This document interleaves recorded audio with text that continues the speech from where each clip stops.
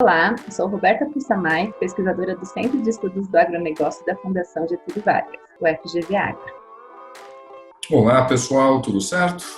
Eu sou Felipe Serigatti, sou também pesquisador do FGV Agro, o Centro de Estudos em Agronegócio da Fundação Getúlio Vargas. E nessa nossa conversa, queremos apresentar para vocês, dialogar junto com vocês, a respeito dos números da agroindústria de fevereiro de 2021. Ou seja, né, a gente lembra, ano de 2020 foi aquele festival de turbulência, e agora em 2021? Então temos aí já 2 meses. Será que já é possível extrair alguma coisa do que tem acontecido agora em 2021? Ao menos comparado com o que nós tivemos em 2020, apenas com esses 2 primeiros meses? Vamos dar uma olhada?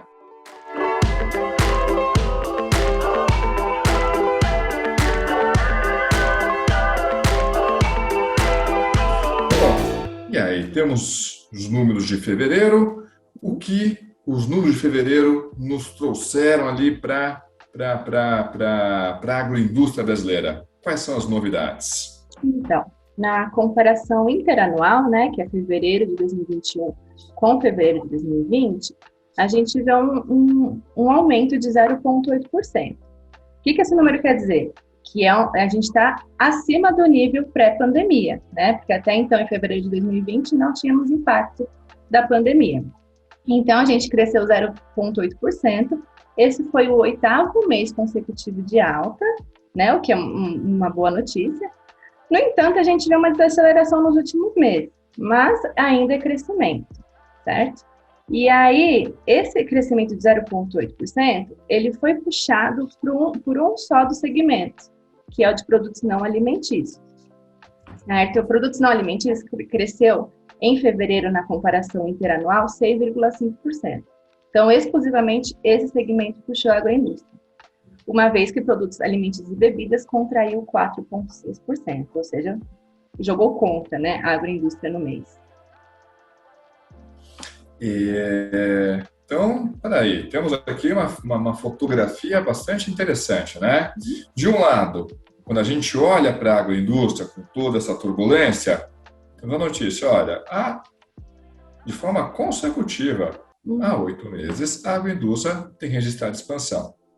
É verdade, com bastante oscilação, há meses que crescem um pouco mais, há meses que crescem um pouco menos, mas há 8 meses, de forma consecutiva, registrou expansão. Maravilha.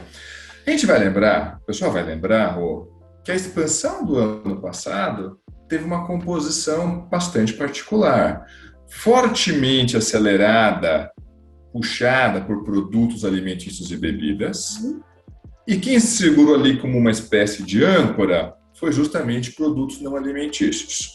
Fazia todo sentido, dado o contexto da pandemia. Só que agora, em 2021, o que a gente está vendo é uma fotografia diferente. Produtos alimentícios e bebidas registrando contração, e o ponto que você colocou é fundamental a gente destacar novamente para o pessoal. Gente, aqui tem efeito da pandemia? Óbvio que tem. A gente ainda está digerindo, vamos dizer assim, todas as turbulências que a pandemia causou. E até, na verdade, a gente ainda está, talvez, no meio ainda de uma nova turbulência.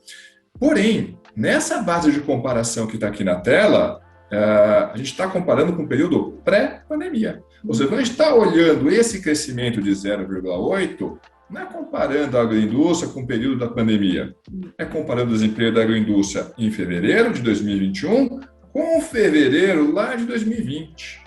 Acho que a maioria das pessoas, mas talvez não todo mundo, mal imaginávamos o meteoro que estava caindo diante de nós. Diante disso, e aí? O que tem por trás dessa expansão de produtos não alimentícios que a gente tem visto agora em fevereiro, mas que a gente também viu no mês passado, em janeiro de 21? Então, dentro de produtos não alimentícios, a gente vê uma alta quase que generalizada. Praticamente todos os setores cresceram bem, né? A única exceção que a gente vê aqui, que a barrinha azul, foi biocombustível. Esse setor, ele vem demonstrando taxas de crescimento interanuais negativas desde abril de 2020. Então, não é uma coisa só do mês de fevereiro de 2021.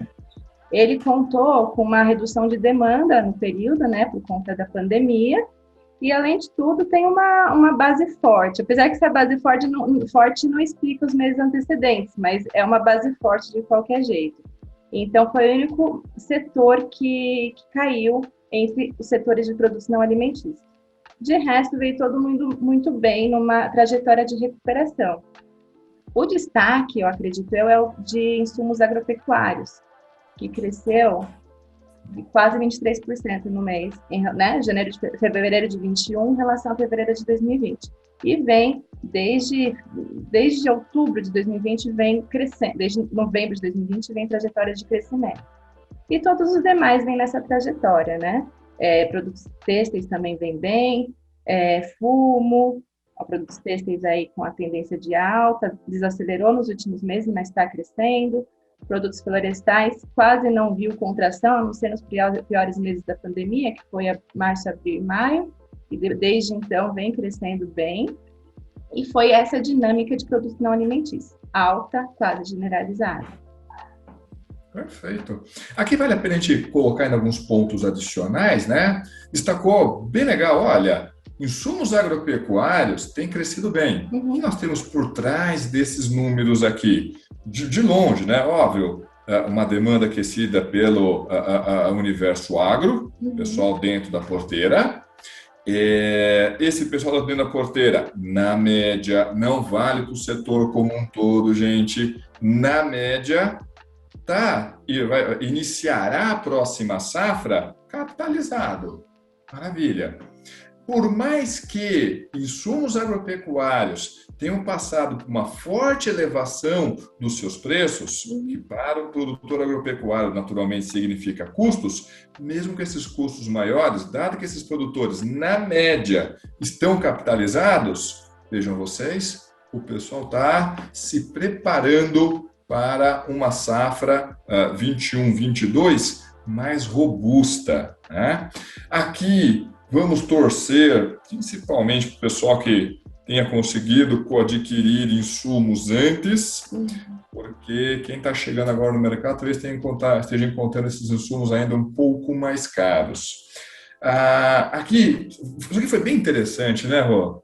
Que foi, ano passado, a indústria têxtil, dentro da agroindústria, foi o setor que mais sofreu, né, que teve aí a maior contração, de longe. Fez um longo processo de recuperação. Na virada do ano, coloca a cabeça para fora d'água, passa a operar em campo positivo, e aí a gente vai lembrar, né, a demanda estava desaquecida, mas devido ao auxílio emergencial, tal, essa demanda aquece um pouco e rapidamente os estoques dessa indústria são reduzidos.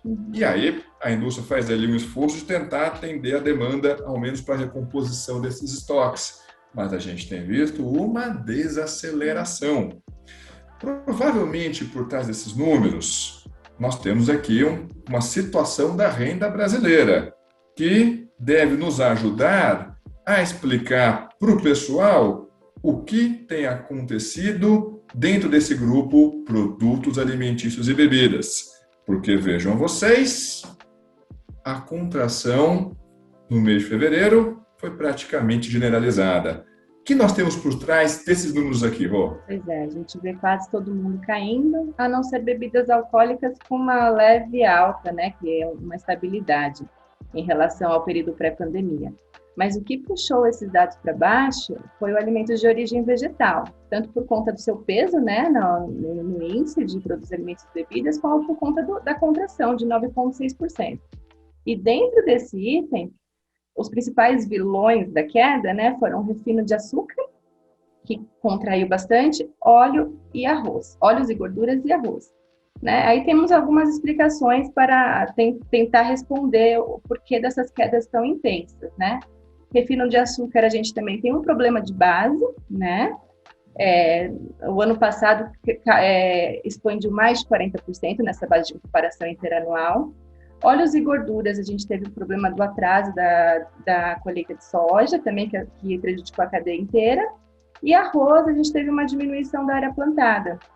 tanto por conta de problemas climáticos, como por conta de competição com outras culturas, como milho e soja, que tiveram aumento de cotação. Então, o produtor se viu mais predisposto a produzir os outros produtos. Então, acho que o que puxou mais para baixo dentro de produtos, alimentos e bebidas são os alimentos de origem vegetal.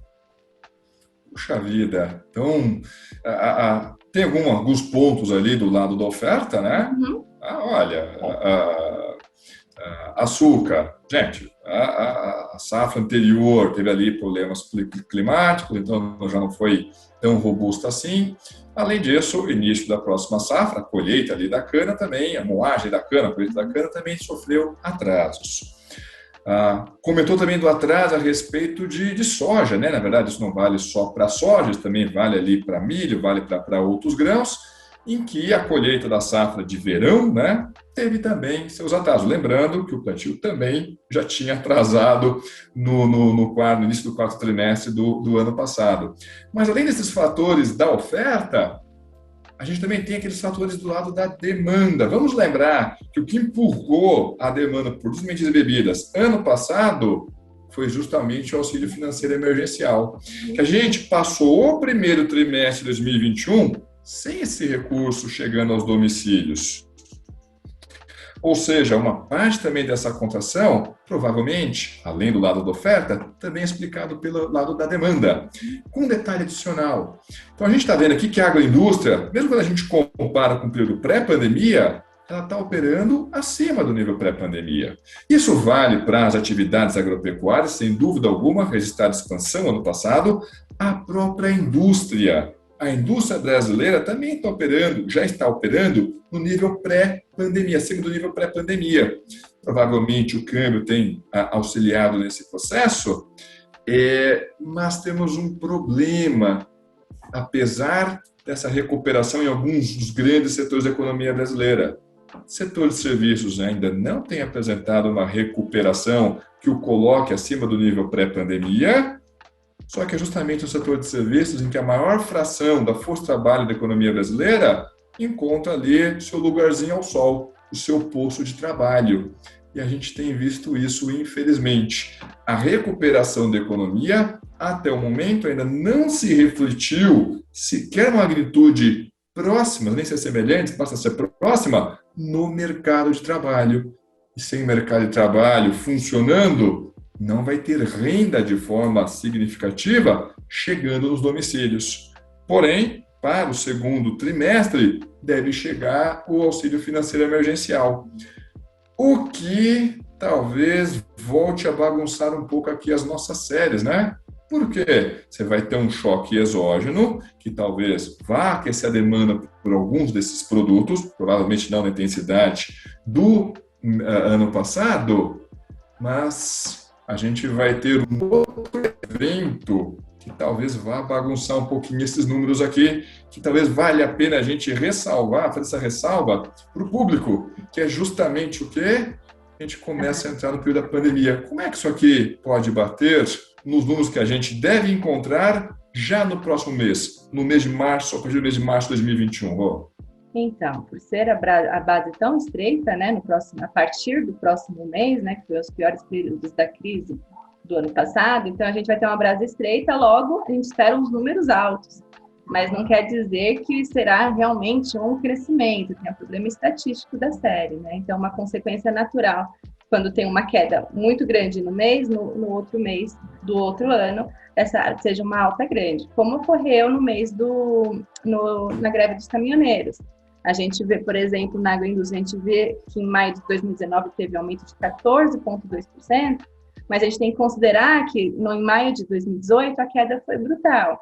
Então, foi mais uma compensação da queda que a gente viu no ano anterior. Então, tem que tomar cuidado com esses dados. Ou seja, vamos ver aqui que nos aguarda os números do mês de março. Até o momento, olhando com a informação disponível que nós temos, a agroindústria em 2021... ok, não está com o crescimento que ela registrou na virada do ano, na passagem de 20 para 21, mas ok, ainda assim é um crescimento, lembrando que nós estamos falando de um período sem auxílio financeiro emergencial, com o mercado de trabalho encontrando problemas e comparando com o período pré-pandemia, né? Vamos ver o que acontece no mês de março. Aí, próximo mês, a gente traz o fechamento do primeiro trimestre.